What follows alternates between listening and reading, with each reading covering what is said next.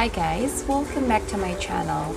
And today's video, I'm gonna show you yung nagpapakita ko sa inyo kung ano ba yung nangyayari during night shifts sa pagiging isang call center agent.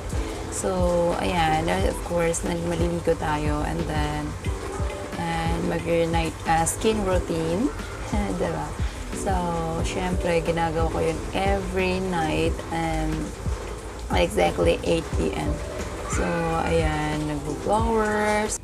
And then, syempre, after that, kung natin kalamitan kumain, tapos take ng vitamins. Kasi, syempre, paggabi talaga, medyo mahirap yon. Kasi, alam naman natin na mas maganda talaga yung nakapagpahinga kapag every night yung tulog mo.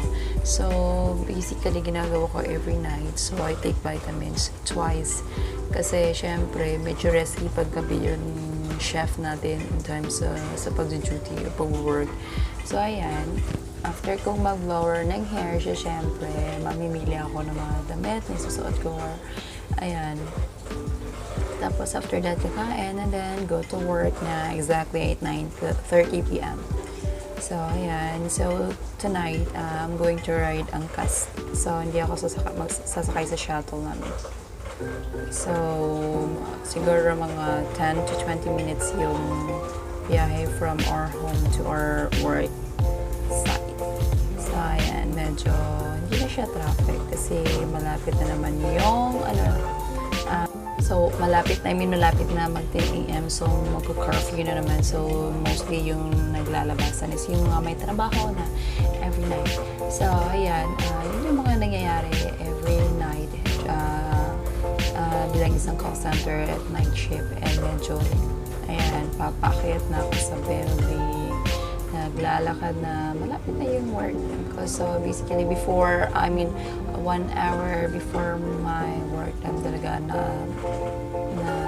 arrive na ako sa workplace ko. So may time pa ako mag-relax and syempre magkikipag check out with my friends my workmates. Ganun lang yung nangyari. So, ayan, nagta-time in na ako. Ganun lang. So, meron kaming lunch break and 2 breaks. 3 times yung break namin every duty. So, medyo may time pa for relaxing and eating food. So, ayan, during our break time. So, kasama ko yung mga kasama ko, nagkukulitan. Many hours later. So, ganun lang yun basically nangyayari. So, ayan, pauwi na kami yan from work. So, it's already 8 p.m.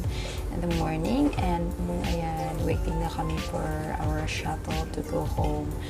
And, yan lang, diba? So, advice ko lang, if you wanted to work in a call center job, you have to be ready. Your health, of course, and take vitamins and rest. Yung tamang pagpapahinga talaga every day after work. So, kumain ng maayos, wag lang matulog. You should have to eat your food every day, every meal, and of course, take vitamins again. Drink a lot of water, vegetables, and lahat prutas para iwas sakit, especially at this point na meron tayong pandemic, medyo risky yung health natin. So, yun yung ginagawa ko. So, ayan, pauwi na kami and almost parating na ako sa bahay namin. And, ayan, don't forget to subscribe, guys, if you're new, and please hope you enjoy watching this video. Thank you and bye-bye.